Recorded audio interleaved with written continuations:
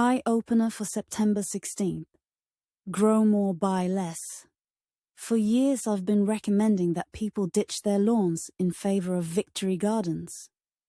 People thought I was being silly. I bet, with the cost of food these days, supplementing your groceries with food, you've grown yourself sounds pretty good now. Consider this.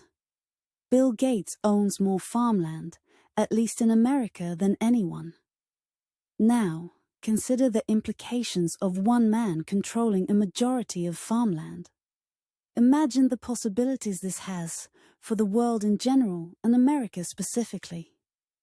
Even if Gates was some benevolent leader of man, which he isn't, as will be discussed shortly, this would still be a bad idea. But let's give Mr. Gates the benefit of the doubt and say he has all of mankind's best interest at heart. Lucky us. At least until his kids inherit all that farmland. Will humanity be given the same access to food, bugs, or whatever other meat substitute Gates now offers when his kids rule? Should your kids be beholden to his kids? Maybe having such centralized control over the things we need to survive is not such a good idea. Let's look to Bill Gates' past to predict his and our future. For decades, Americans were told how hard farming was. So much so that family farms, owned and operated for generations, were failing year after year. They simply could not keep up with the costs of maintaining a farm. It's kind of odd how much the phrase existential threat is used in the news these days, but never in relation to farming and our food supply. One would think that generational farms dying off would be considered one of those existential threats. But I digress. In recent times, farming has become a corporately owned and controlled industry. That is, whatever Bill Gates doesn't own, which happens to be more American farmland than any other individual in America. For more information about corporately owned farmland, click the link below.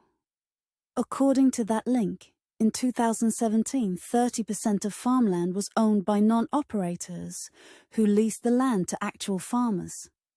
This sounds a lot like sharecropping, which was a system of farming used after slavery was abolished. Does this feel like anything but a step in the wrong direction to anyone except me? As bad as what the previous paragraph portends. Let's revisit the question as to whether Bill Gates owning so much farmland in America is a good or bad thing for humanity. The most succinct answer I can provide is that it's a bad thing. A more detailed assessment would be that it would be an astoundingly detrimental development, which will have dire effects for decades to come. I base this conclusion on the behaviors Bill Gates has exhibited to date, a few of which I will cite here.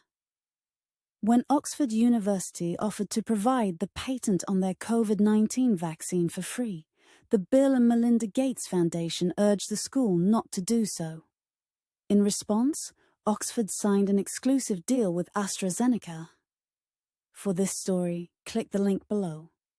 He also opposed sharing the vaccine formula with poorer countries. Link below. While saying we needed to vaccinate our way out of the COVID pandemic and pushing for vaccine mandates. Bill Gates made $500 million on a $50 million investment on the mRNA vaccine technology.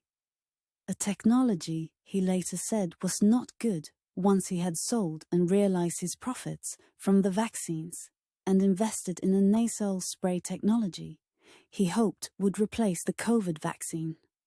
Another testament to his moral fortitude, or lack thereof, is that he frequently visited Jeffrey Epstein's pedophile island. This was not before Epstein was accused of being a pedophile who used underage girls to trade sexual favors for money, power, and pleasure. This was not before Epstein was tried for such crimes. Bill Gates visited Epstein's island of abuse after Jeffrey had been convicted and served time for these crimes. Now, someone please tell me how a man with Bill Gates's history could ever be trusted with a commodity required for the survival of the human race. And then explain to me why Gates would even want to own so much farmland when the news for decades has been how difficult it is to make a living as a farmer. What did and does he know that told and tells him that owning farmland in the 21st century is a winning venture? From his reluctance to share the vaccine technology, we all know it's not a sense of charity that drives him. Could it be that Bill Gates understands the amount of control one holds when one controls something everyone needs to live? Should one man, especially a man like Bill Gates, hold the fate of so many in the palm of his hands?